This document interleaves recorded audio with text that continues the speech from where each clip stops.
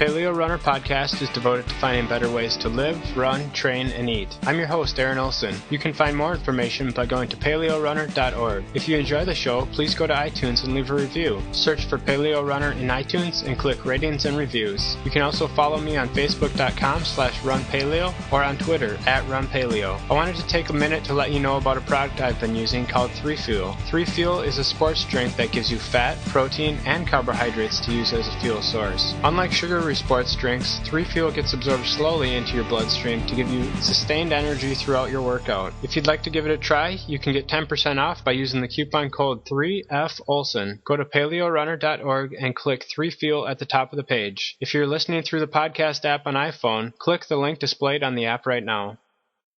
Today I have with me for an interview distance running legend Tim Noakes, author of many books including Lore of Running, Watterlogged, and Challenging Beliefs. In addition, Tim is a medical doctor and exercise and sports scientist. He has run over 70 marathons and ultramarathons. He is well known for challenging commonly held beliefs, and I am very excited to be talking with him today for our interview. Tim, thanks for being part of the show. It's great to have you on. Thanks, Aaron. It's a privilege to be on your show, and hope we can help lots of runners around the world. It seems in your writing that running kind of permeates the background. And can you tell me a little bit about how you became interested in distance running? Yeah, at school, I was completely disinterested in running. It would have been the last thing I would have thought that I would make my life work of. And so I played the traditional British sports at school. And in fact, I was in America in 67, 68 on an exchange program. And it was an amazing experience. I was in Los Angeles for a year. And I remember asking my best American friend what he was going to do for sport after he had left school and went to university. And he said he was going to row. And I thought, gee, that's a good idea. When I go back to Cape Town, I'm going to start rowing. And I did that. And when I was rowing, we were forced to run. And I use that word because we ran some days to train for rowing. And I slowly got an interest in it. And then one day it was so windy we couldn't row. And I just decided I was going to run around the lake that we trained on. And it was about 50 minutes running. And before I'd always stopped at about 25 minutes, 30 minutes. We used to run as hard as we could for 30 minutes. So I went for 40 minutes, and about 45 minutes, I got this incredible runner's high. And I said, well, that's it. It's just amazing. And I fell in love with running at that moment. Mm-hmm. And fortunately, in South Africa, we do have this race called the Comrades Marathon, which is a 56-mile race, and it's iconic. And every South African young man wants to run the race, and of course, young women now as well. And I decided after the second year of rowing that I wanted to run the Comrades Marathon. So after 4 years of rowing, I knew I couldn't continue because it was very time demanding. So I decided, okay, I'm going to concentrate on running. And I ran my first marathon in 1972 and ran the Comrades Marathon in 1973. And that was absolutely pivotal because on that day, I touched heaven. I tell people I just had this most incredible run and I felt fantastic. And I knew that this was something that was important to me. And it completely changed my opinion of myself and my understanding of not just myself, but of sport and about effort. And I realized that I achieved something that I thought would be impossible. And I said, well, therefore, if you can do this in running, maybe you can do it in other things as well. Mm-hmm. So it was just a magic day, and that set me on my path for my career. Recently, you've become very interested in nutrition and specifically low carbohydrate diets. How did you come to the idea of low carb diets? Well, of course, when I was running in the 1970s, the idea that you couldn't run if you didn't eat carbohydrates came about. And the idea that the more carbohydrate you ate, the faster you would run and the further you would run. And so I started practicing that in about 1973, 72, 73. And then certainly by 76, I was a devoted high carbohydrate eater. And the thing I noticed but didn't understand was that I put on 4 kilograms at the time. And I could only ever get my weight down if I ran about 100 miles a week or 160 kilometers a week. And I found it very difficult to control my weight. But I never asked why, because I thought, well, that's just it. You just designed that way and maybe you should run more. So I would run more and I would lose a bit of weight. Uh-huh. But the minute I'd stop running, the weight would come back again. So I kept running and my running got progressively worse. And by about 1990, it was so bad. I was running so slowly in marathons. I said, well, that's it. I've lost interest. And I continued to jog and train a bit, but it was always hard work. Then I became more academic and did more research and wrote Law of Running. So running was wasn't my main focus, and keeping fit wasn't my main focus. And then when I'd finished writing Watterlogged, the very night that I finished it and I was going to send it off to the editors the next morning, my brain woke me up in the middle of the night and said, you must get up tomorrow morning at 6 o'clock and you must run 5 kilometers on the flat and you must run every day for the rest of your life. So because I listened to my brain, I got up, put on my Garmin to measure my speed and to track my distance, and off I was out the front door along this very flat track, which goes pretty flat, goes a bit downhill for about 2 kilometers. And then at 2.5 kilometers, it starts returning home and it comes up a tiny little hill. Tiny little hill. And I reached the top of this little tiny hill and my heart rate was 150. I was barely moving. And I said, there's something wrong here. I better sort myself out. And I struggled home. And then when I got home, I fortunately opened my emails and there it said, lose 6 kilograms in 6 weeks without hunger. And I said, but that's impossible. I'm a doctor. I know you can't lose weight without hunger. So anyway, I then noticed that the people who wrote the book, called The New Atkins for the New You, were 3 really good scientists who I respected, and I'd read their work. So I decided, well, they can't be making it up. I must go and see what their book's all about. So I went and bought the book that very morning, brought it home and read it, and there it described the whole focus on low carbohydrates and the physiology of low carbohydrate eating. And I knew nothing about this, absolutely nothing, because I've been completely brainwashed as a physiologist or as a medical doctor. So anyway, I decided, that's it, I'm stopping eating carbohydrates. So I did. And in the next 8 weeks, I lost 11 kilograms. And in 3 months, my running had dramatically improved. And I was really loving the running and enjoying getting up and running every day, and enjoying it as I had 20, 30 years before. So that's how I got back into running. And then I started reading about the low carb paleo diets. And I initially refused to acknowledge I was doing it because I knew what would happen, that I would be victimized by the profession, which was exactly what's happened. So I've been absolutely demonized by the nutritionists and dietitians in South Africa, and my own faculty of health sciences doesn't know what to make of me, because there are senior professors writing that I've lost my mind. So. Why are people so opposed to this idea? What is it? Because we've all been brainwashed by industry, the grain industry, or because we think high fat is going to clog our arteries? What is it? And it seems like people are very passionate about one side or the other. Indeed, I just discovered that nutrition and dietetics is a religion. You can't talk sense to these people. And so we had a major debate at my university where they flew out a guy from the United States to put me in my place. I mean, that's clearly what it was all about. It wasn't a debate. It was to expose me. And it was so bad that they even released a press release from the sort of Center for Chronic Disease Prevention in South Africa. And it begins with the statement that I've lost it, and that I'm doing huge damage to South Africa by telling them to eat a high-fat diet. But nowhere do they focus on the facts. So in the debate, I presented 5 facts, which to me are irrefutable, and there is the evidence. And then the report of the meeting is that Dr. Noakes didn't present any science of any value. That was nonsense. Yeah. So I think it is brainwashing, and it's because the problem with dietetics and nutrition, it starts in 1977 with the U.S. dietary goals. And if you ask a dietitian, so tell me, where does this idea that you must eat lots of carbohydrate, where's the science? No, in 1977, it was handed down from heaven in a tablet, and that's it. And there's no history beforehand. So if you ask them, tell us about before 1977, what did people eat, and go back to the paleoanthropology and all that, they're just not interested. Yeah. What were people eating 2 million years ago? They're just absolutely not interested. Well, yeah, that is very interesting that you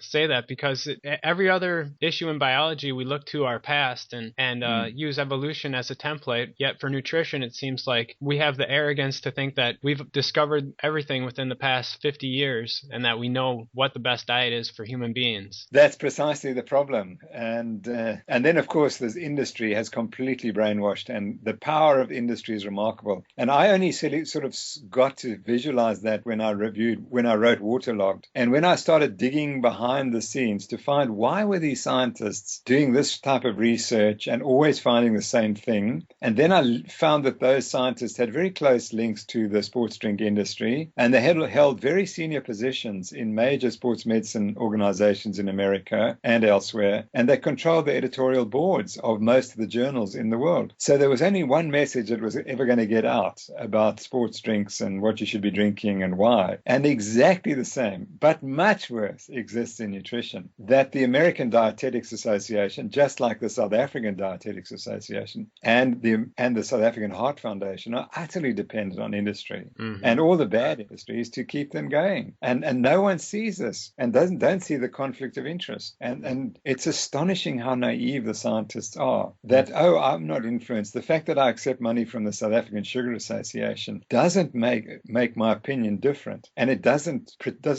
prevent me from seeing that sugar is or is not healthy. And the reality is, once you accept that money, you've sold out, and you unfortunately will only see the good in the products that are funding you.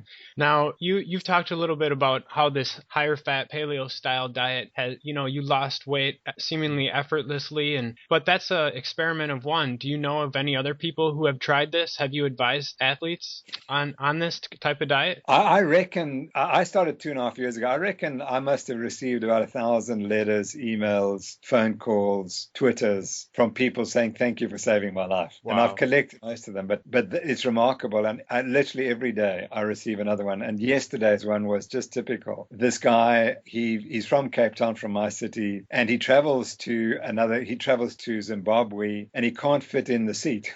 And when he arrives in Zimbabwe, the people are shocked to see how fat he is. And he's only 35, you see. So when he flies back, the same story, he can't sit, he can hardly sit in the seat. And the person next to him pulls out her notebook and starts writing, this is the worst flight I've ever been on because I'm sitting next to this fat man and I can't fit in my seat, you see. So what happens is he arrives in Cape Town, he goes straight to the doctor, and the doctor weighs him at 160 kilograms, which is many, many pounds, 320 at least pounds, maybe 340. So, but anyway, 160 kilograms.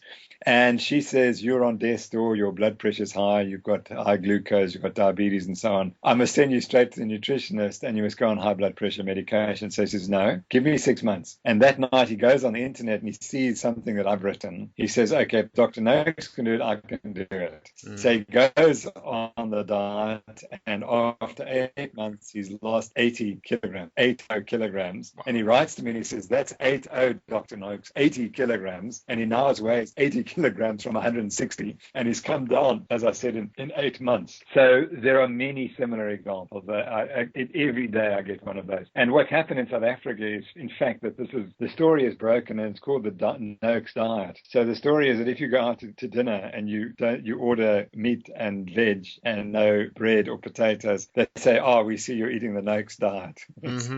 Now, some people might say that and say, well, of course you're going to lose weight if you're cutting the calories. What's wrong with that story? All you did was cut out carbohydrates. Why is your story a little bit different? And can you talk about the role of the brain in managing appetite and things like that? Yeah, absolutely. So you see, but please remember, what we need to make the point is that for 33 years, I followed the prudent diet. I was one of the first in South Africa. In fact, I was one of the founders of the South African Heart Foundation. And we started in 1977, just when the dietary goals came out. And so I was a devoted person, avoiding all fat. And I remember I would go to bed at night and say, I ate no fat today. That's fantastic. all that happened to me was my health just deteriorated. It deteriorated to the point where I, in fact, do have type 2 diabetes. And I've no question that I've got the family history. My father and my uncle both died of diabetes. So I've got the genetics, but I'm convinced that it was a high carbohydrate diet that tipped me over. And in fact, yesterday I was speaking to an Olympic kayaker from Britain who had been to 4 Olympics. And the only person who's been to more Olympics than him is Steve Redgrave. And Steve Redgrave also has type 2 diabetes. And I asked him, because he's a medical doctor, this guy, I said, what do you think happened to Steve Redgrave? Where did he get his diabetes from? He said, I'm convinced it was all the carbohydrates that he was eating all those years. And so I ate this healthy diet and it just made me sick. And I would try to control my weight, but I couldn't, because I was always hungry. And also I was eating addictively because I was addicted to potatoes and bread and bananas and sugary drinks. And so I would, all of which I thought were healthy. But of course, the sugary drinks were pushing me into diabetes,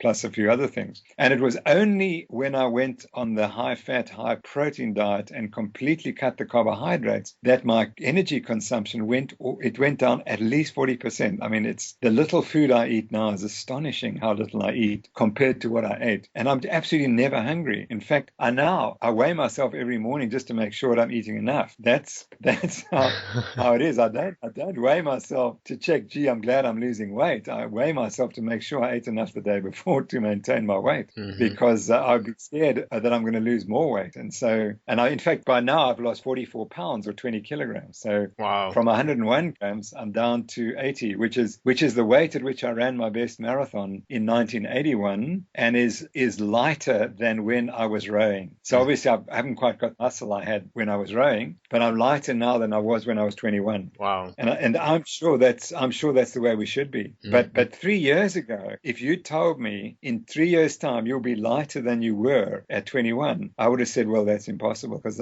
it's not possible to get back to the weight you were as a youngster. Okay. So it sounds like this diet has allowed you to trust your appetite, whereas before you were constantly hungry. But there's something about the paleo style, and that allows you to reset your hemostat for hunger. Is that true? That's absolutely correct, because a couple of things I noticed. Firstly, you notice that your hunger goes. And what I've noticed more recently is I started taking medication for type 2 diabetes. I thought I could control it with diet, and I couldn't. And since I started using the medication, my glucose control is it's very, very good. It's not absolutely perfect as I'd like it, but it's probably better than 99% of people, even who don't have diabetes. And with that, my weight came down substantially again. So I think that your weight is tightly linked, and your hunger is tightly linked to how well you control your blood glucose levels. So I've gotten my blood glucose control very much better than it was 6 months ago, and my appetite has gone down even further. So originally I noticed the appetite goes, but now it's even less. And I literally now I'm hungry. If I'm hungry at all, it's once every 24 hours. And that's it. And I think that your metabolism is perfect when you only feel a little bit of hunger every 24 hours and you eat a substantive meal once every 24 hours. And I think that's how we're designed to be. And certainly what worries me was the way I was, you've got to eat every 3 hours and it's got to be lots of carbohydrate. That's a way to disaster, because you're just spiking your glucose and insulin. You're wearing out your pancreas, and the glucose and the insulin, in my view, are driving a number of diseases which haven't yet been linked to the high carbohydrate diets, but which will be in due course. Okay. So the key difference then, to summarize, is that the paleo diet just takes your appetite away, and now you start eating as you should be eating. Will this kind of diet work for everyone in every event? If someone's interested in this and they're, say, a sprinter or a middle distance runner, is this something they could try? That's a great question. And I think the reality is that the people who've embraced it first were the slightly older people like myself and Mark Sisson and Peter Attia and Gary Torbs. And we were all probably in our 40s or 50s. I was in my 60s when I discovered it. I think they discovered it a lot earlier than me. But one of the keys was they were all athletes, and they noticed they were putting on weight and becoming unathletic, and they couldn't control it. And I think they couldn't control it because, like me, they what I call insulin resistant or carbohydrate intolerant. And for us, it's absolutely essential. And as soon as we cut the carbs, we lose weight and our metabolism normalizes. And that's why we have this huge benefits. If, however, you are 21 years old and you're incredibly lean, for example, the world's greatest Kenyan runners, and I suspect that they're so carbohydrate tolerant, it doesn't matter what they eat, they won't get fat. But if you're slightly less carbohydrate tolerant, so you're also young, but instead of weighing, let's say, the 71 kilograms that you want to be weighing, you're weighing a few more. 74 or 75, and that's not going to allow you to be the champion athlete that you want to be, then going on a high fat diet is going to help your performance. So I think that there's a very fine dividing line. And people write to me and say, I am young. I don't think I'm really carbohydrate intolerant, but I've lost 3 kilograms and my performance have gone up. So I think that's the first point. If you're struggling to control your weight, this diet would probably help your performance at any distance. But on the other hand, if weight is not an issue and you can eat all the carbohydrate you like, I would suspect you're not going to benefit as much, at least at at short distances. But once you go to the longer distances, I can't see why everyone wouldn't benefit. Okay. Do we have any evidence about what the 800-meter world record was eating? The Kenyan from the Maasai tribe? I think his name is David Rudisha. Yeah, well, David being a Maasai, of course, he comes from a completely carnivorous group. They don't eat any vegetables. So they just eat cows and cows and cow milk and blood. So they're completely high fat, high protein. And they were the first study, of course, was made in the 1960s when it was said that saturated fat was killing us. George Mann went straight over there and looked at the Maasai and found them to be incredibly healthy and to be, in fact, the dominant tribe in Kenya. They were always dominating everyone else. And so he said he couldn't believe that fat had anything to do with heart disease risk and so on. Okay. So I don't know what David was eating, but I did notice he was a very powerfully well-built man with perfect teeth, which is also the other feature of people who are not eating much carbohydrate. Yeah, that's interesting. I've noticed that too since I've gone on this diet. I don't have any buildup on my teeth. Have you noticed other things besides the weight loss? A number of things. And I had irritable bowel syndrome for 63 years and assumed that that's normal, or 61 years. I assumed it was normal. Right. And I got rid of that within a few weeks. But what was really interesting, I had a continual rhinitis, a runny nose, and then I would get an asthma, post-exercise asthma on occasion, and it would go to bronchitis. And it was the only serious illness I ever had because I had it treated with steroids. And it was amazing. I have not had one attack. I used to get an attack like that every 3 months. And I haven't had an attack for 2.5 years. I used to have headaches once a week. They've completely gone. I've not had a headache in 2.25 years. I've stopped using glasses. Wow. Which I've also read is a common feature for some people. Yeah. So, and my energy levels just went through the roof. So those were some of the obvious features. And then, of course, my running improved dramatically. I've noticed the same thing. My energy level is better. My running is better. I don't have IBS anymore. It's so strange. Why didn't we know about this diet earlier? I feel like, why has it taken so long, you know? Well, you might want to read a book called The Meat Fix, which I just saw advertised, so I bought it. And it's written by a guy from the north of England. And my parents are from the north of England. And so I had a connection. And basically, I was brought up also eating bacon and eggs for breakfast and lots of animal viscera, for example, liver and pancreas and brains and so on. And that's what we were fed until 1977. And then I became so clever that I started eating cereals and grains. But he describes how in the 80s, because he was a hippie, he decided that he was never going to eat meat again, and he became vegetarian. And then he developed this explosive irritable bowel syndrome, and it was so bad that he had to know exactly where every toilet was every hour, anywhere he was, because of the risk of explosive diarrhea. And two of the professors who I've helped said exactly the same. The one guy said he would have to go home once a week because he had such bad IBS, and he had been treated for 40 years by the leading gastroenterologist in South Africa. The other guy was a colleague, head of professor of public health at the University of Cape Town. He said he could not schedule a meeting in the afternoon because his gut would be worrying him so much he couldn't concentrate. And to come back to the book by The Meat Fix, so the guy eventually starts eating meat, and within a week he's cured. And he says, now how was it possible for 20 years? Not one person, not one doctor he consulted ever said, well, maybe it's your diet that's the problem. And he said, it's unbelievable that they don't recognize this as a factor causing the disease. Yeah, what do you say to people who are medical professionals and they're encountering resistance from colleagues about prescribing a higher fat paleo style diet to some of their patients? I know one physician who says, if I talk like this to my patients, I'd be seen as a quack. You've overcome some of that, so what's your advice for that? Well, the only reason I overcame it was because in the general public did it, and they discovered it works, and that's the key, because it works for so many people that you suddenly get a large support base of people supporting you. But within my own profession, the only people who support me are those who changed. But I really had an interesting discussion with a psychologist 2 days ago, and she said a lot of the criticism you take is because people, don't like your profile anyway. So that's a good reason to attack you. But she said, but unfortunately for them, as you get older and you find that the traditional diet doesn't work, you have to change. And then they're going to realize that you were right all along. And that's my point. The people who get away with it and continue to eat the so-called prudent diet are in the minority. And as they go older, they become a smaller and smaller minority. Okay. And fortunately, we have the internet and we have Twitter. And that is a game changer, because this diet, it's a game changer for medicine. And I like to say that in 15 years' time, medicine will be be totally different than it is today. There's a real risk that some of it will have become irrelevant. By that I mean, if you can't produce cures for your patients, they will go on the internet and they will find the curative people, people who are producing cures, and they will consult with them. And it's, for example, very interesting that guy who lost 80 kilograms, when his doctor said you must do this, that, and the other, he said, no, I'm going first on the internet. Then I'll talk to you. And that's what's going to happen.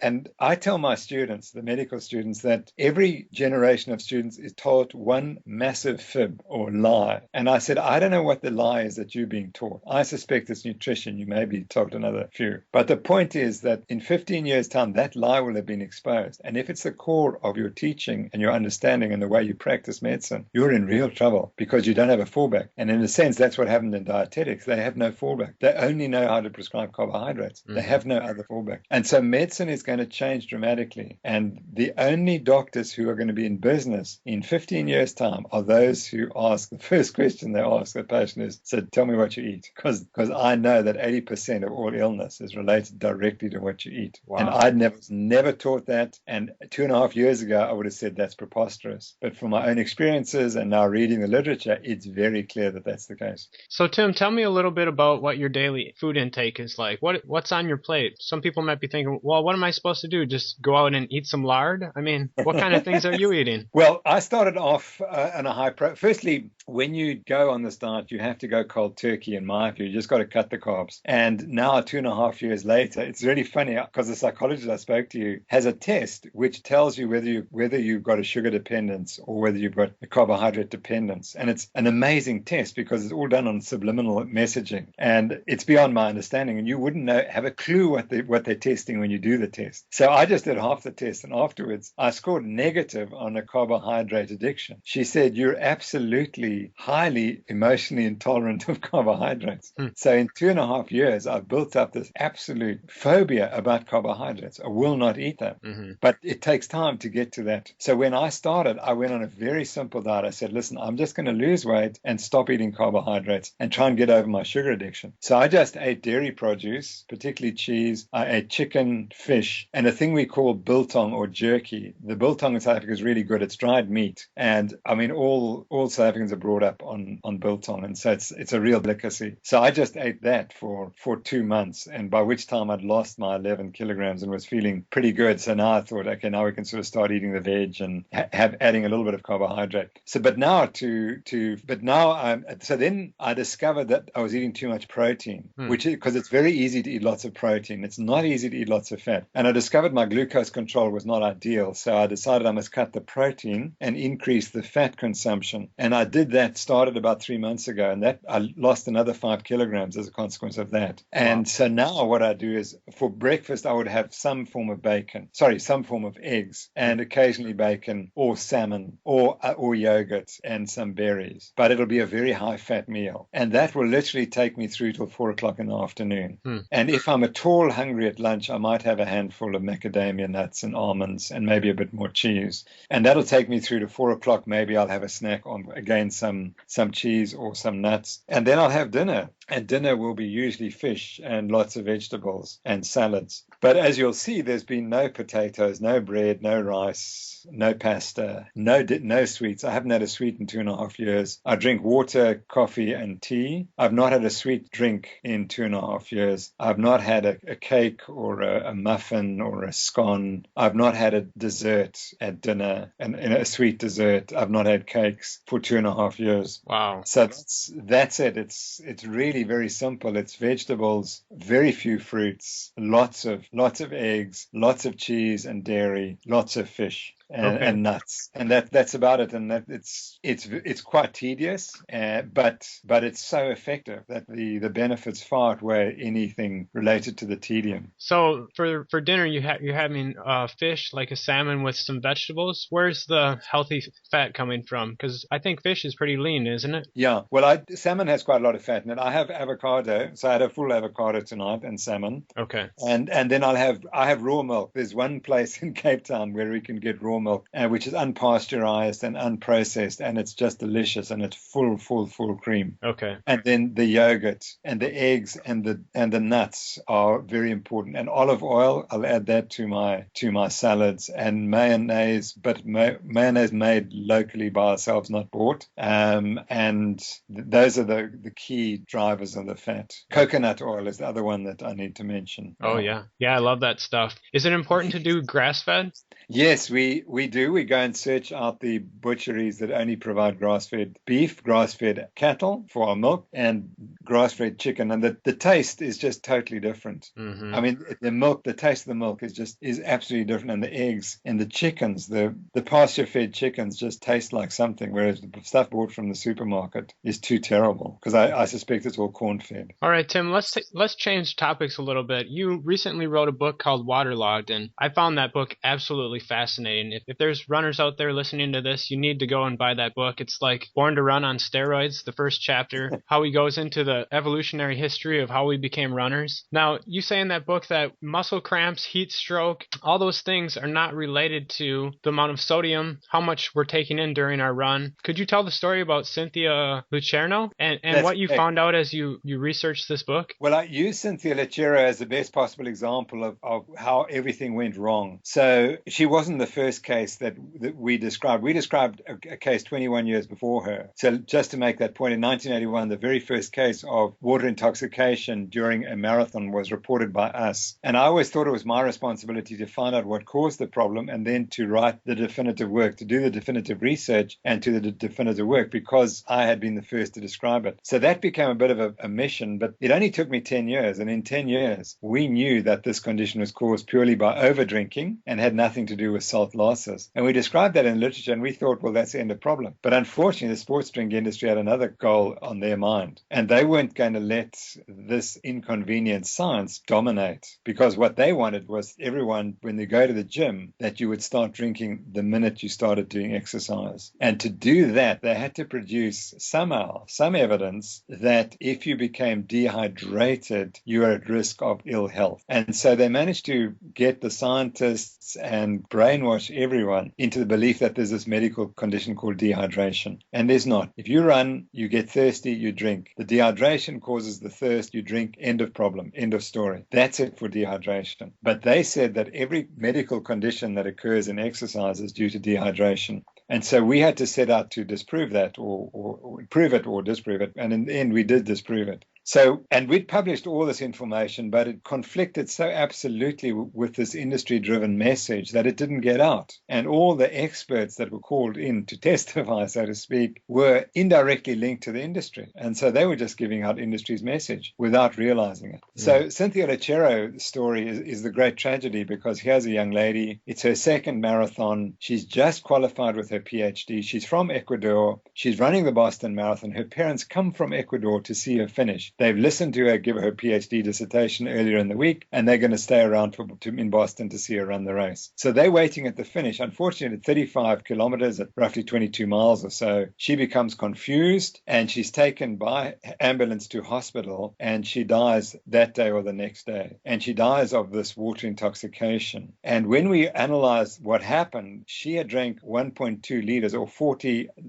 ounces of fluid every hour that she ran. Mm-hmm. On that day, the temperature was 50 degrees Fahrenheit. It was overcast and there was a wind blowing. The last thing she was going to die from was heat stroke on that day. She probably would have got cold, if anything, running under those conditions. But she'd been told she had to drink 40 ounces, and we know that her sweat rate was probably a quarter of that. So she was taking in much more than she was sweating. So she retained the water, developed water intoxication, her brain swells, and tragically that causes her to stop breathing in hospital. And as a consequence, she dies. And it's so tragic, because I predicted already in 93 that this was going to happen. When the first death occurred in an American marathon runner in the Valley of the Giants Marathon in California, a young lady died in that race, and it never reached the public eye. And the doctor who looked after her wrote to me and told me about it. He wasn't there on the race day. He wanted to know what had happened, and he sent me the medical literature. And the reality was she collapsed with water intoxication. The doctors didn't know what it was. They gave her fluids, and that made her condition worse, of course, and ultimately she died.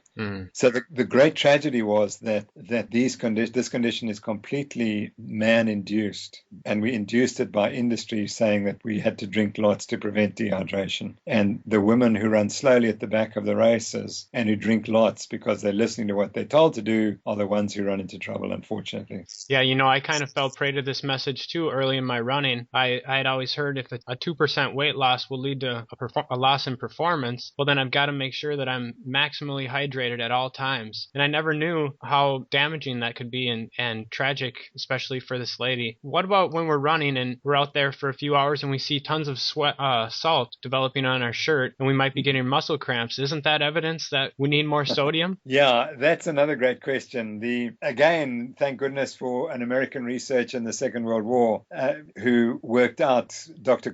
Jerome Conn, he worked out that the salt that appears in your sweat is what your body's trying to get rid of. It's not that you're losing it in an uncontrolled way. So he was the first to show that there's this incredibly tight salt balance in your body. And normally you probably need, even when you're running huge distances every day, you probably need between 2 or 3 grams per day. And most of us are taking between 6 and 10 grams a day. And if you're running a lot and you're taking in 10 grams a day, the easiest way for your body to get rid of it is in sweat. And so it appears on your shirt and in your sweat. And you then think, my goodness, what the industry has told you is if you are losing a lot of sweat, then you're in trouble. And if you're losing a lot of salt in sweat, you're in trouble. And you've got to increase your salt intake. What they should be telling you is if your sweat contains salt to the extent that you can taste it, you are taking too much salt in your diet and you need to cut back on the salt. But unfortunately, that's not the message that's been given to runners around the world. Now, in the book, you say that humans are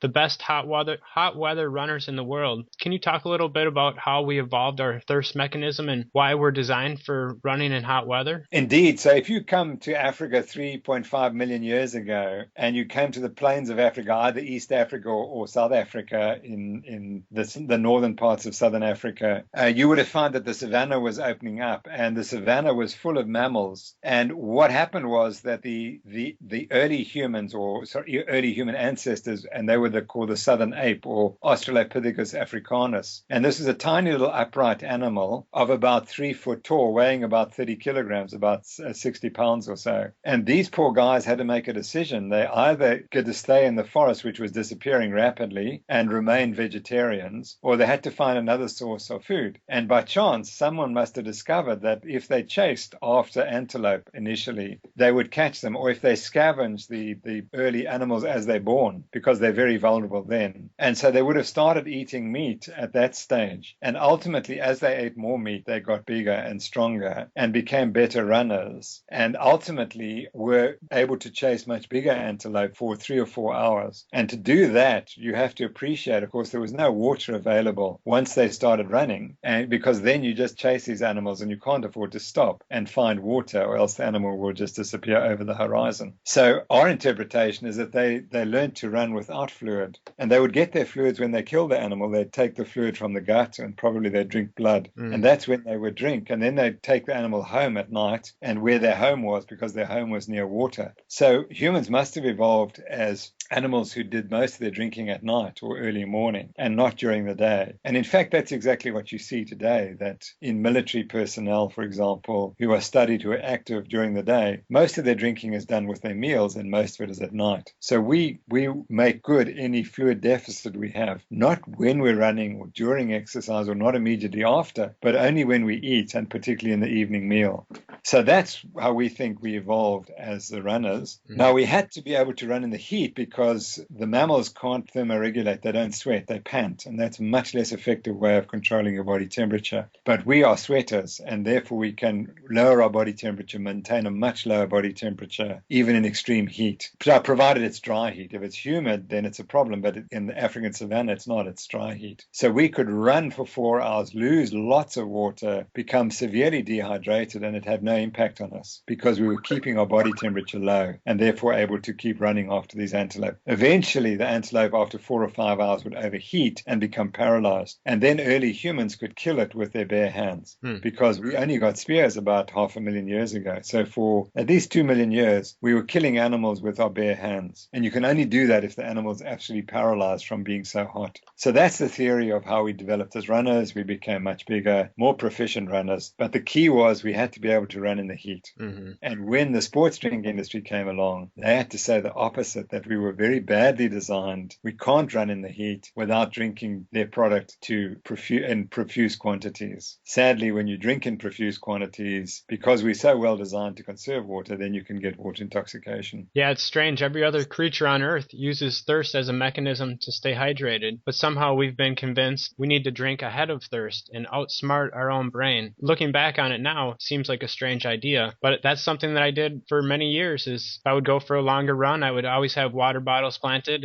and salt tablets and things like that. After reading your book, it's kind of liberating because I don't have to carry as much stuff with me when I go running. That's right. And the other liberating point is once you realize you don't need to take carbohydrate during exercise, you liberate yourself of that as well. Mm-hmm. And it's astonishing now that getting feedback from people who are doing the Ironman with just taking a few nuts and some oils or a bit of jerky or biltong or pemmican, and they eat hardly at all. And just as I'm mentioning that, I must say that the greatest female triathlete of all time, Paula Newby-Fraser, was in fact from Zimbabwe, and I helped her. And she told me, or at least this is how she interpreted, that in 1984, I told her she must fat adapt and she mustn't eat carbohydrates. And I didn't actually say that, but that's what she remembered. And she was a paleo athlete all her life. And she said, in the Ironman, and she won 8 of the Kona Hawaiian Ironman and 28 total Ironman races. She said, I almost ate nothing during those races. And that's the way it should be. If your metabolism is perfect, you shouldn't need to eat more than every 6 hours. So how much would you advise someone to eat or drink during training and racing based on the research that you've done? Well, as far as drinking goes, I think you just drink to thirst. And generally that will come out at about 20 ounces an hour. Most people will get by on 20 ounces per hour. There are some who will take maybe 30 ounces an hour, but that's already pushing it. So we find that most people drink 10 to 20 ounces per hour. As far as eating goes, my view is the following, that you eat in a race as you eat during your daily living. And if you're a carbohydrate addict, you will have to eat every hour or two because that's what you'll expect. Your brain is telling you where's the carbohydrate. But if you're fat adapted, what happens is you just look for the next meal. And if you're going to do a 12-hour race, well, of course, at 6 hours, you need some meal. You need lunch. So sit down and eat lunch. but you don't have to every hour be eating something. I know that's extreme, but that's the way I'm beginning to think. I can't see any benefit if you're fat adapted of eating during the race because you've got all this fat in your body and it's going to provide everything you need. So, that's an extreme position. I always like to take extreme positions because then people go and test them and they find whether they're right or wrong. And if they're wrong, that's fine. We can adapt it. Mm-hmm. But certainly, I've got lots of reports now of people who would only eat every 2 to 3 hours. If they're paleo athletes, they'd snack on something every 2 to 3 hours and that's it. Have you noticed since going paleo that you have to drink any less during exercise? That's something that I've noticed, and I don't know if that's just unique to me or what. That's an interesting question. I find I'm drinking obviously much more water because that's my main fluid now. So I don't know if I'm actually drinking more or if I've just noticed it that I'm drinking more. But I'm certainly really enjoying my water. But I always drank very, very little during running, and I don't drink when I run now. So, but the longest I do a race of 2 hours and a few minutes, and I'll have 1 or 2 drinks during that race. But that's it. Okay. So I never was a big drinker, and I'm just a smaller drinker now. Tim, in the book, you do a lot of research on heat stroke and whether that's related to hydration or not. And one thing I was thinking to myself reading the book is, how did you get all those runners to take rectal temperatures during their marathons? Yeah, that was long before. We now, of course, use ingestible tablets, and that makes it a lot easier. Okay. And so we've got some really good data, fantastic data now on people exercising at 43 degrees centigrade, which is really, really hot. So we have some data from military personnel in the South African Army on the desert, working out in the desert, and they have to race 25 kilometers at 43 degrees centigrade, which don't even tell if it's 120 degrees Fahrenheit, I don't know, but it's kind of up there. That's how hot it is. And we have some amazing data, and the point is that their temperatures never get very high because the brain regulates your exercise intensity to make sure your body temperature doesn't rise too high. But the early studies, we just told people it was good for them to have their temperature measured, and so we did it. Yeah. And you found there was no relationship between between the amount of hydration and their temperatures, basically. That's right. The only relationship is to how fast they ran the last 6 kilometers of the race. So how fast you run tells you what your temperature is. And so the more recent data, we haven't published it all as yet, shows that you get your highest temperatures after 5Ks, then it's slightly less after 10 or 21, 42. And once you do ultra marathons, your temperature is relatively low at the end because you're running so slowly relative to what your top speeds are. And then it doesn't matter what your level of dehydration is.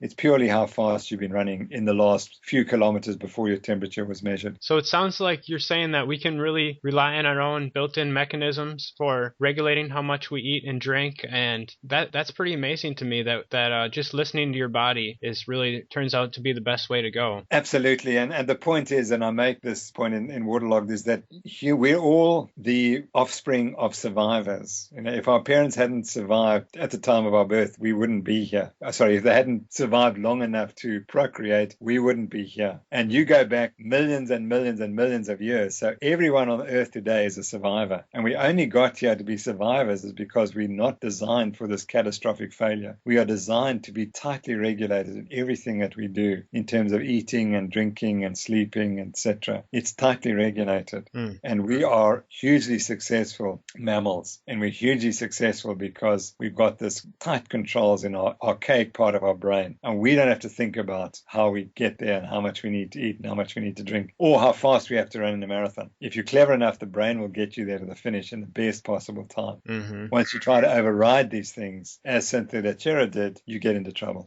So you hinted there at the next topic that I wanted to get into. You say the brain regulates our intensity of exercise as we're starting to heat up. How does the brain regulate fatigue, and how are your ideas different than some of the prevailing ideas out there? Yeah, when I started in my physiology, we were taught that there were two reasons for fatigue. The one was that your muscles produced lactic acid during high intensity exercise, and the lactic acid poisoned the muscles and you had to stop. And the other theory was that in prolonged exercise, you ran out of glycogen, the carbohydrate in the muscle, and as a consequence, you had to stop. Now, both of those models have to be wrong. And how do we know that? Because that's a catastrophe model, and it's also a brainless model. So if that was true, you would not need any symptoms of discomfort, because just like you just start running, and when you run out of petrol, you just stop. So there's no point in warning you when you're going to run out of petrol, because nothing you can do about it. It's just going to happen. And so we began to realize that that fatigue is merely a sensation, and we integrated that into our model and realized that fatigue is a sensation that regulates your performance to make sure you don't overdo it, so that you don't have a catastrophe, and as a consequence you arrive at the finish of the race in the best health you possibly can. So what our model says is that the brain exists to make sure that you don't have a catastrophic failure, and it uses the sensations of fatigue to regulate your performance. So we've now done numerous studies showing that if we put people in the heat, from the first pedal stroke they go slower. The brain knows it's too hot. And in addition, not only that, but their sensation of discomfort are accelerated in the heat. So they feel uncomfortable and they just don't want to exercise as hard. And so not only does the brain down-regulate your performance, so you're producing less heat less quickly, it upregulates your discomfort so that you can't pedal harder and faster and generate more heat. So the system works absolutely perfectly, as one would predict if the brain was in control. So what happens then is that before you start any exercise bout, the brain summarizes what's going to happen, how long you're going to exercise for, and then it sets a target pace that is acceptable for you under your conditions, under the environmental conditions, to finish the race without hurting yourself. And it tries to give you that information during the race. If you listen to the information, you have a perfect race. If you don't, you run too fast early on, you ignore the brain telling you, hold on, things are not right, you're going too fast, slow down. And then eventually the brain says, fine, you've overdone it, you've now got to slow down. And then you slow down and you can't speed up any further. So that's, in our view, in a simple explanation, how the brain works during exercise. So it sounds like you're saying the old model believes that you basically run as hard as you can until the muscles get poisoned with lactic acid and give out. But your model says, wait, the brain is much smarter than that, and it's going to keep you from getting to that point where you can't exercise any farther. It's going to stop you far before that. Is that correct? That's correct. It's going to set the pace so that the pace is always slower and enough to get you to the finish. Okay. And of course, if it's a 5K race, it's going to be a lot faster than if it's a 50K race. You're going to be running slower from the start. And of course, that's the question people could never explain explained to me, so if lactic acid is the regulator, why do you run slower in a 50k race? When you're running slower, your lactate will be lower, so you should be running faster. So it didn't make sense. You also talked a little bit about how when you were measuring VO2 max, you never found that plateau, and that was one of the things that kind of hinted that maybe the model wasn't correct. That's correct. And we have to go back to the 1980s when we were doing this research. And when we knew that if you wanted to publish work in those days, you had to say, we saw the plateau phenomenon in 100% of patients, or else they said, well, you didn't measure the plateau, so therefore it's not a VO2 max. And it's funny that the scientists at that date were so poor, they had their own religion, that if you didn't show that there was the most important thing in exercise science was to prove that you could measure a VO2 max plateau. I mean, I think there are more important things in life than that.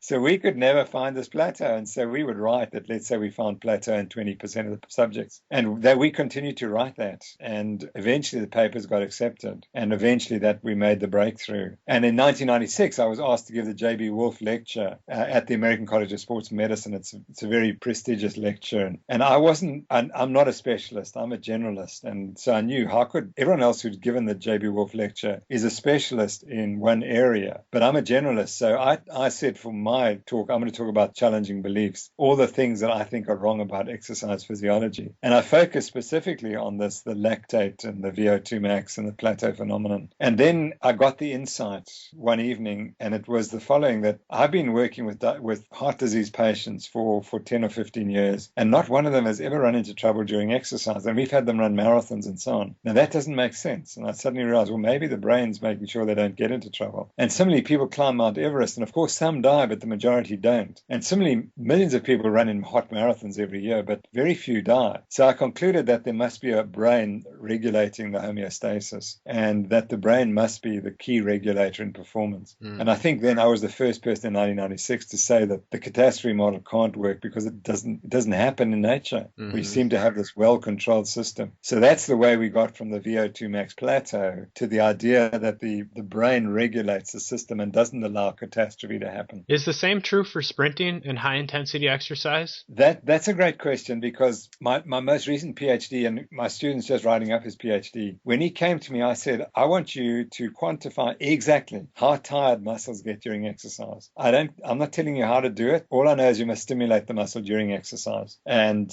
just go out and do it. And so he did, and he became an expert in stimulating muscle during exercise, whereas everyone else who had done studies measures muscles after exercise. So they allow you to do the exercise and then they stimulate the muscle afterwards. And they may start measuring the muscle only 2 minutes after they finished, or 5 minutes, or whatever. And what he was able to show was within 4 minutes of exercise, the function of muscle has deteriorated. And I use that word incorrectly because it's not deteriorated. It has changed, and in arm experiments more than if you went and run for 24 hours. So within 4 minutes, we can produce fatigue in the muscle more than happens in a 24-hour running race, as measured by the same techniques. So what we now know, or think, or propose, is that fatigue of the muscle, in other words, the weakness that develops during exercise, is a completely regulated process. And we even think we know what biochemical processes there are. And they're not because lactic acid builds up and poisons the muscles. Not at all. They are mechanisms that are used by heart and by intestine and arteries, the muscles of those organs, for a different function. In skeletal muscle, they use the same controls to slow the rate of contraction down and to reduce the power of the muscle contraction. We call that fatigue. It's not. It's a regulated process which in some way is helping the muscle function better if it has to contract for a prolonged period. So what we think now is that if the muscle didn't get tired in a regulated way, something else would happen, and maybe it would tear or it would become too powerful or something. And what we find then is that during exercise, there's this progressive slowing of contraction speed and slowing of power production. And we've also in the most recent paper showed that it's continuous regardless of what race you do, what length it is. And if you go fast, within 5Ks, you produce the same fatigue at 5Ks as you would at the end of a 100K race. But the level of fatigue is the same. But you get there very quickly in a 5K, and you take a long time to get there in a 100K race. And it's almost as if each contraction leaves something behind that makes the next contraction slightly weaker. Of course, it's so tiny you wouldn't notice it. And it's only that it's after it's been going for a long time that it becomes becomes observable. Now, on top of that, you have the brain, which says, okay, fine, I don't mind the muscles getting fibers are getting weaker. That's okay. All I'll do is activate more fibers. And that's in some way how you compensate and why you don't slow down, even though your muscles are getting weaker. You just recruit more muscle. But there's a restriction on that. You can't recruit all your muscle fibers. And in a marathon, at the end, you're probably only using 35 to 40% of your muscle mass anyway. So although you've used 100% at some time during the race, by the time you reach the finish, you're using 35% of the fibers. And all those fibers will be contracting less powerfully than they were at the start. So your performance has gone down. Yeah, that's something that Matt Fitzgerald talks about in his books, Brain Training, which you wrote the foreword to. Throughout the book, he kind of says, if you can get your muscles to fire more efficiently and recruit more muscle fibers, that's somehow going to help you in endurance sports. Do you agree with that? Well, that's kind of an assumption on the basis of what we find, and it sounds logical, but the reality is the brain doesn't do that as well as it could. And so you would think, well, why should there be a constraint? Why can't I recruit 100% of my muscles at the end of the marathon? Even if they're all tired, if I can recruit 100%, I'll still run a bit faster than if I only recruit 70%. And the reality is it doesn't happen. You recruit a bit more, but you don't recruit very much more. So yes, I think the idea is right. And I do suspect that the best runners do recruit more than the less good runners. But the reality is there's still a brain control that will limit how much you can recruit. And training clearly doesn't overcome that, because even the great Kenyans setting world records in the marathon, I'll bet they can't recruit more than 45 or 50% of their muscles at the end of the race. But if you could just increase it by 1%, that might have a big impact. What would you say? That's correct. You're absolutely right. 1% would give you a few minutes improvement on your marathon time. Did your training change because of your thinking about how the brain regulates exercise? Well, unfortunately, it happened far too late for me. But what it did, I now find it much easier to race because I honestly don't have the same discomfort and sensations of fatigue. And it's because I now negate them, because I say, well, I'm not interested in you just making noise. Shut up. I'm enjoying this run. don't think. Well, now I know it's cowardice, you see. So if I've got these sensations of fatigue, I'm being a coward. So I tell myself, stop being a coward and stop listening to that discomfort. You haven't got any discomfort. Just run faster. Okay. It reminds me of Herb Elliott's coach, and he said it's only pain. Run faster. And that's the reality. It's you generate the discomfort in your brain. You don't have to have that discomfort. You can reduce it. Yeah, you talk about the person who comes in second in a marathon. If they're just a second behind, it's because their brain, they basically weren't tough enough to take first, because obviously they're still alive. No, that's correct. Yeah, and that I can't see any contrary argument to that. I know a lot of people get angry about that. They say no one chooses to come second, but the reality is you do. And we work with teams as well, and I'm convinced that teams choose to come second. That the whole point of sport is that the subconscious of the winner must control the subconscious brain of the guy who comes second, and it must convince the guy coming second that it's too much effort to try and come first. So just accept coming second as good enough. And it doesn't matter whether it's a football game or if it's a running marathon or whatever. I really believe that's the basis of sporting performance, is that the difference is not biological, it's not physiological. It's purely in belief systems and psychology and motivation. And those are the things that you really have to work on when you deal with the very best athletes in the world. Although the great coaches spend a lot of time preparing them, their skills and their fitness, at the end of the day, the athlete better believe in the coach, and the coach better be telling the athlete they're going to win. And as long as they both believe it, then it's going to happen. You know, one thing I've been thinking about ever since I read Law of Running in high school is, if training is about teaching your brain how to regulate exercise better, why do we spend so much time as endurance athletes training at a slower pace? Why don't we do more of our running at a faster pace? That's a great question. And the only thing I do know is if you try to do that, you'll break down. And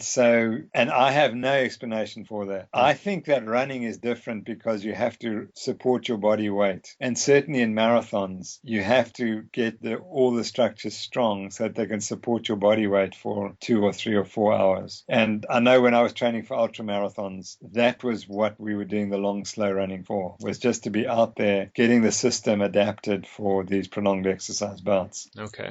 But I absolutely agree that you know, to get faster, you have to do fast training. But for some reason, you can't do too much of it or you break down. And I found I've always done better by running long distances slowly with a tiny amount of speed work. And as soon as I push the speed work over a very minimal amount, I break down. And I think that that is genetic and I can't change it. And I mean, I have read some data that the best runners, when they take the less good runners and try to make them run at the same intensity as the best runners, they just break down. So my view is your ability to sustain the workload is different in the best athletes compared to the less good athletes. Do you think I think that's genetic and you can't overcome it. And to be great, you got to have the physiology. Then you got to have the ability to adapt to the training. Then you got to have the motivation to do the training. Then you've got to have the right coach, and then you got to have the self-belief that you're going to do it on the day. You know, one thing I've thought about when thinking about this theory is that maybe people could run better on lower mileage as long as they include those very intense bouts of exercise. What do you think about that idea? Is maybe just doing 1 or 2 hard sessions a week enough, or do you need to have high overall mileage as well? Yeah, I wouldn't want to be dogmatic because I don't think I have the answer, and I can only speak from my own experience. And what I think happens is you have 10 weeks to train really hard. And if you want to run an ultramarathon, you've got to have quite a lot of distance training. If you want to run fast, you've also got to have quite a lot of intense training. And it's combining the two that becomes difficult. And so the difference between ultramarathon to marathon running, in my view, was that in ultramarathons, you do more distance training and you don't do quite as much speed work. But so that would be the difference. But for the marathon, probably once you go over about 120, 130 kilometers a week, for the average runner, they're probably wasting their time. And you need to do the 120 kilometers and then push the speed work up.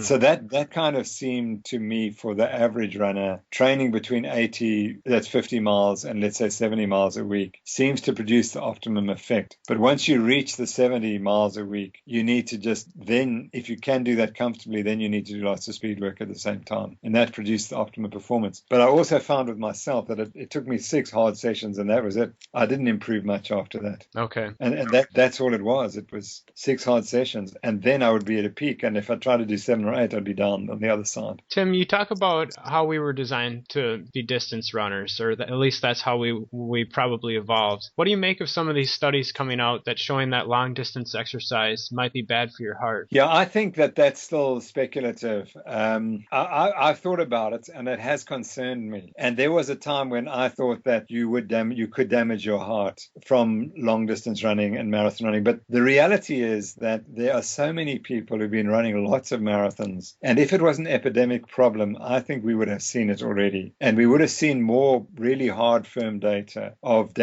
heart damage in athletes. So I'm still skeptical. I think that you have to be concerned and worried and that you look after yourself. And I say that because yesterday in our laboratories, we had a 33-year-old runner, cyclist, I should say, who a week before had cycled a 109-kilometer race in 3 hours and 8 minutes. So he's pretty healthy. He developed ventricular fibrillation during a VO2 max test. Fortunately, my colleagues got him round and he survived. But it took a big battle. But here's a guy. Now, had he been out cycling, on that moment, he would be dead now. Mm-hmm. But he was fortunate it happened in the laboratory and his life could be saved. But wow. How can you predict that a guy who's just done a race, who has no symptoms, who's part of a test, who's doing a clinical trial of training, drops dead during a cycling bout? So there's so much we don't know. But conversely, if it is so easy to happen like it happened to him, why doesn't it happen more often? I'm a little skeptical. I think that I don't think that you should run more than 1 marathon and 1 ultramarathon a year maximum. And I think if you keep that up for life, you're fine. Okay. But what happened in my career, we were running marathons every month during the first part of the year, and we'd run 2 or 3 ultramarathons too much. I think people want to be running when they're 100. So whatever age you are, you're enjoying it so much, just keep it going till you're 100. And don't do things that are stupid and make it likely you won't get to 100. One confounding factor that I was thinking about with these studies is that most of the distance athletes are probably on a high carb diet. Is there evidence that a high carb diet could be bad for your heart? Well, I suspect, that high carbohydrate obviously makes diabetes more prevalent. And, I'm a typical example of someone who got the diabetes on a high carbohydrate diet. And these frequent glucose insulin spikes are tremendously damaging to your arteries and to other parts of the body. So yes, I quite agree. And it's not just the high carb, it's the omega-6s in the vegetable oils that we eat. And what really concerns me about the diet is not just the sugar and the refined carbs, carbs, but also the omega-6s, the so-called vegetable oils, which are not vegetable oils, they're seed oils, which have been named vegetable oils as if it sounds healthy. You just can't afford to be eating vegetable oils. So people need to be eating the omega-3s, getting that from their fish and the avocado and the other sources of omega-3s. So the omega-3 to omega-6 ratio could be a key determinant of whether you're going to get ventricular fibrillation during exercise, or whether you're going to get arterial damage or muscular myocardial damage during exercise. So I absolutely agree with you. I'd like to see what were the diets of those people and what was the omega-6 to omega-3 ratios in their blood and in their tissues. And if they've been eating lots of refined carbs and lots of omega-6s, then you'd expect them to run into damage despite the exercise. In fact, you'd expect it to be worse. And I'm coming out to the Western States this year, not to run it, but to be present with Jeff Volek. And I know what they're studying. They're studying the athletes like Tim Olsen who are eating high-fat diets and studying their recovery, because they think that a high-carbohydrate diet is pro-inflammatory, so that when you run the Western States, your inflammatory response is going to be much worse in those people eating high-carbohydrate diets than those who are eating high-fat diets. And the inflammatory state is what is the disease state. So extend that out, do lots of ultramarathons with a big omega-6 meals, lots of refined carbohydrates, and you'd expect that you're in a chronic inflammatory state, and you would expect medical problems as a consequence. And then it's not the exercise, it's the diet that's the problem. Interesting. Yeah, I'll look forward to seeing more of that research coming out. You mentioned earlier that your running really came back as you went to a paleo-style diet. Do you have any goal races that you have coming up? Yes, I have a half marathon in next Saturday. So this is the race which, when it was an ultra marathon, I ran it 15 times, and I'm number 15. In other words, I was the 15th person to have run it 10 times. So I have in perpetuity, I have number 15. So I ran it 15 times, and then I would have run it many more. But by the time I ran it 15 times, my health was in such bad shape because of my high carbohydrate diet, which I didn't know about. But if I'd been on the paleo, I would have run that race many more times. Mm-hmm. So I know I race this for because it's just the memory of the great race. And of course, I'm only running half the course or less than half the course, but it's just a great day out. And 21K, I love it because I can still speed up at the end. Uh-huh. And on the paleo diet, as you know very well, you just get faster and faster and faster.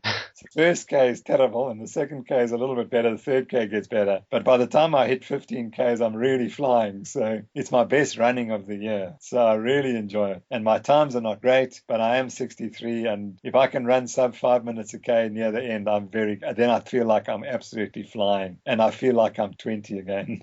Oh, great. Yeah, good luck in that race. Thank you so much. I'm looking forward to it. And, it's funny because I've run it. This will be my third time. Yeah, this will be my third time now. The first time I ran it nicely. The second time I was so injured because I started just running fast. I was so enjoying my running. I just ran fast and did no slower running. And I just got perpetually injured. And I had a very bad year last year.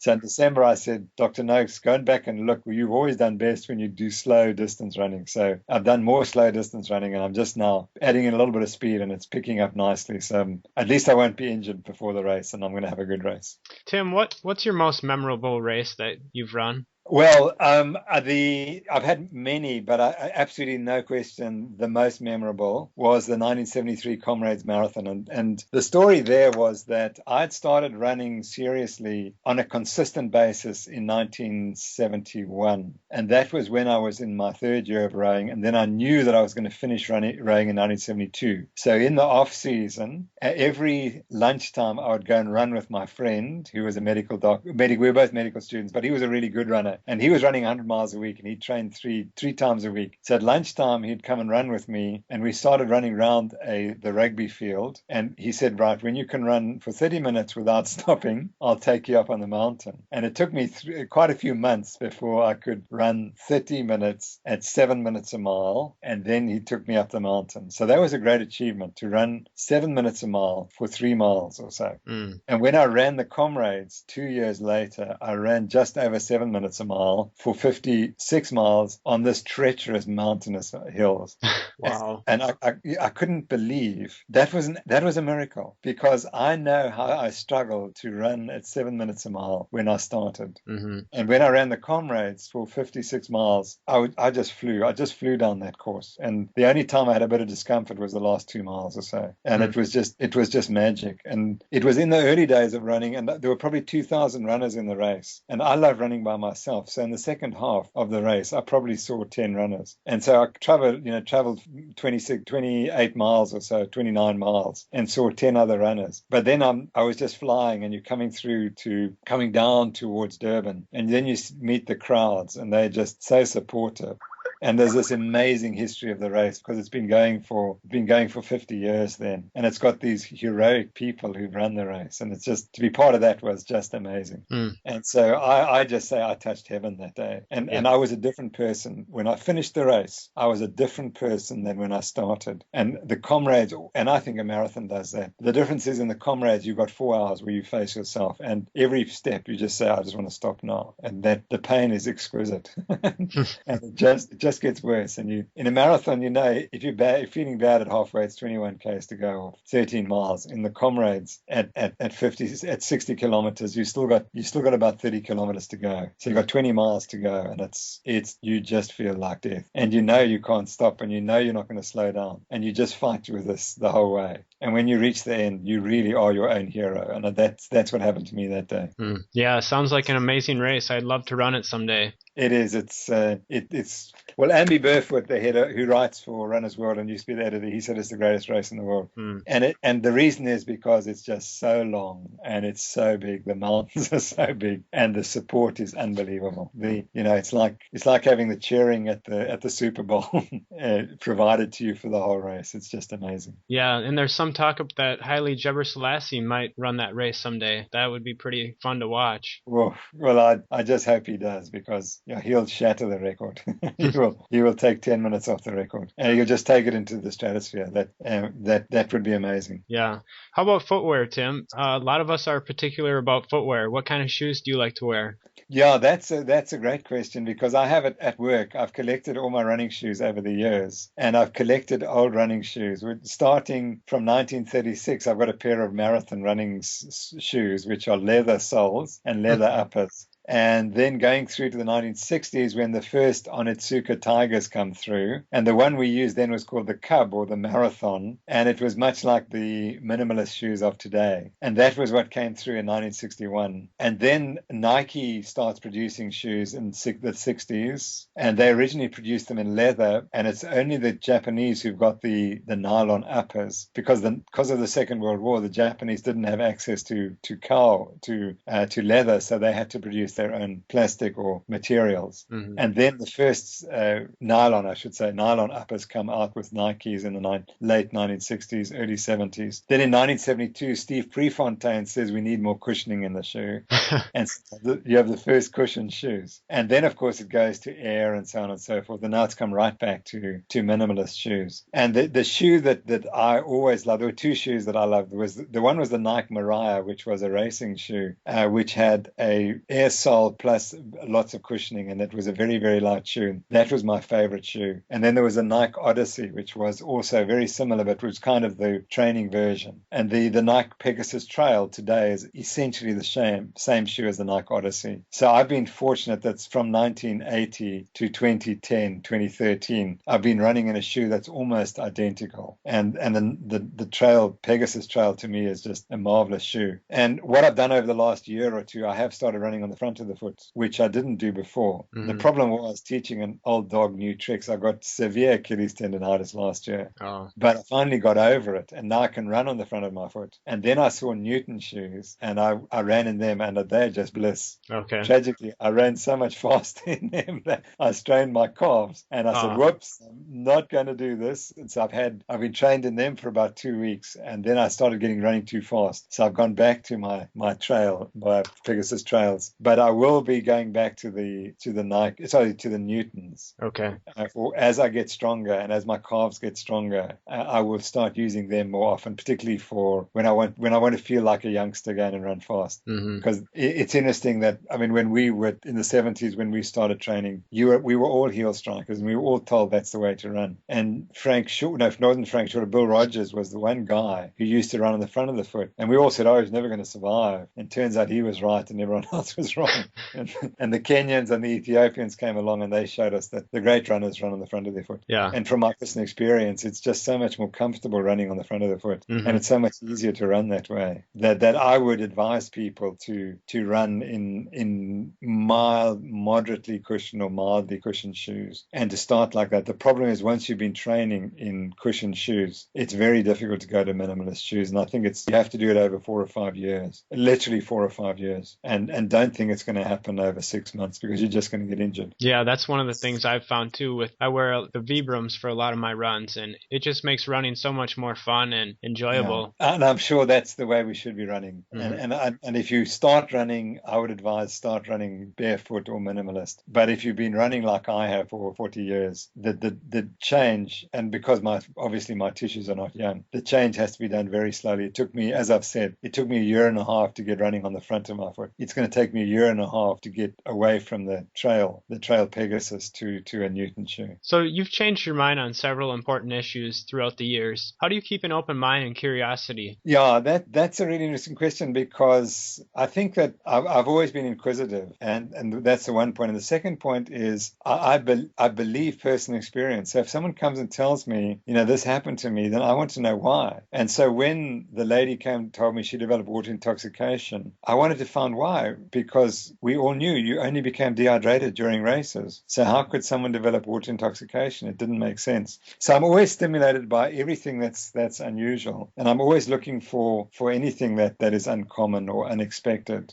And I have this gut feeling that once I start reading about something, my brain says, this is the way it is, this is the truth, and I trust myself to follow that. And after, for example, the paleo, after about 2 or 3 months, I was convinced it was right, but I really hadn't read enough to know it was right. Similarly, when I came up with the central governor model, I sensed it was right, but I didn't have the proof. And I still knew there was a 10%, 20% chance that it could be completely wrong. And the same with the paleo diet. But I've now read so much, and I outread everyone. I mean, I'm sitting here in my office in Cape Town, South Africa, and I can't even get to my desk, because it is so full of the 70 books on the paleo diet that I've been reading, and there looks like about 1,000 articles on paleo diets that I've been reading. And that's what I do. And I read and I read and I read, and I don't discount anything unless there's a good reason to discount it. And I also teach my students that the evidence that it disagrees with your idea is the evidence you must look at most seriously, not the stuff that supports you. Go and find the evidence that disagrees with you, and you have to be able to explain why it disagrees with you. And if you can't, you better think that the evidence that disagrees with you is more important than all the evidence that supports you. So I think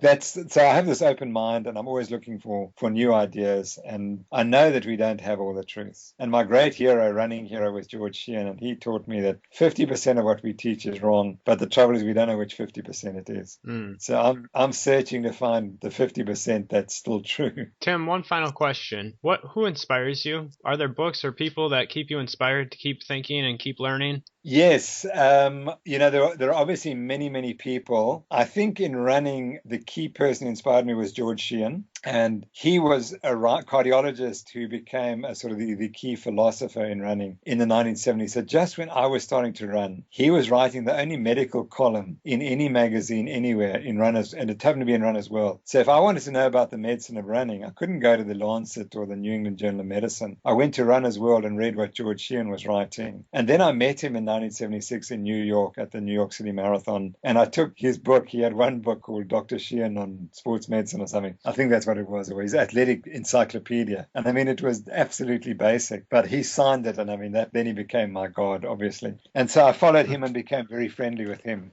And then obviously I picked up some great friends and scientists, and Ralph Paffenbarger from Stanford and Harvard, who was much older than me, but who ran the Western States and who was the first scientist who really showed showed that physical activity reduced your health risks and improved your probability you wouldn't have heart disease. He became a mentor as well. And then of the people who are still alive, George Brooks from the University of California at Berkeley is just one of the great exercise scientists. He's never been recognized. He should have won major awards for the work he did. And he was the first guy to sort of start questioning the lactic acid threshold and anaerobiosis. And he was very inspiring because he used hard science and really good research to tackle these tough questions. And he was a mentor early on and was very helpful. So those are three people I can remember immediately. My own professor, Professor Lionel Opie, taught me sports medicine and exercise science and cardiology, and one of the great cardiologists of all time, and certainly in South Africa.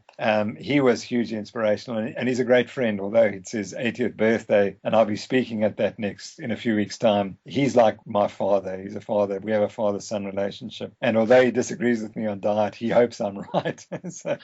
So we have a great relationship. And then in my office, as I look, I have a collection of all the great writers and the great scientists. Sir William Osler, from the great professor of medicine at Johns Hopkins, Ignaz Semmelweis, who wrote the text on how you have to wash your hands. And he worked out that if you didn't wash your hands, you would infect people. And he was ahead of Pasteur, but I've got Pasteur's book. I've got Darwin's books. I have got the collected works of Joseph Lister, who is the first person to talk about antisepsis and asepsis. So all these people inspire me. And in my office here, I feel that I have all these famous thinkers who are iconic, and I just hope that their ideas are still coming through their books into my head. Well, Tim, thanks so much for taking the time to talk to me. I found the discussion fascinating. I love reading your works, and I look forward to reading your forthcoming book about nutrition. Is that right? Yes.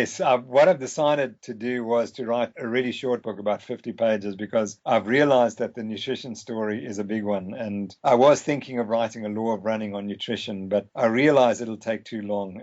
And the way I'm going to do it is I'm writing this very short outline for people who just want to know the basics. So why do we do it? Why is the evidence so strong for the paleo diet? Why is it so weak for the other diets? And what do I do if I want to become a paleo eater? And what resources can I find? And then I'm putting my other efforts into a website and trying to change the world through the internet, because I know that that's the future. Books no longer are really the drivers of change. It's the internet that is driving change. And I'd like to be at the forefront of changing people's ideas on nutrition, because I think it's the most important intervention. When I started in exercise, I thought exercise was the most important intervention. I think we now know that exercise is very, very important, and you can't be truly healthy without doing lots of exercise in your life. However, from my own experience, I was doing lots of exercise, but I was eating the wrong diet, and the wrong diet negated all the benefits I was getting from exercise. So I'd like to be at the forefront of those other amazing people, most of them Americans, who are driving the paleo diet and trying to get people to accept that we don't have to get old, and we don't have to age, and we don't have to get diabetes. We don't have to become obese. We don't have to just wear out. Humans are not designed to wear out. We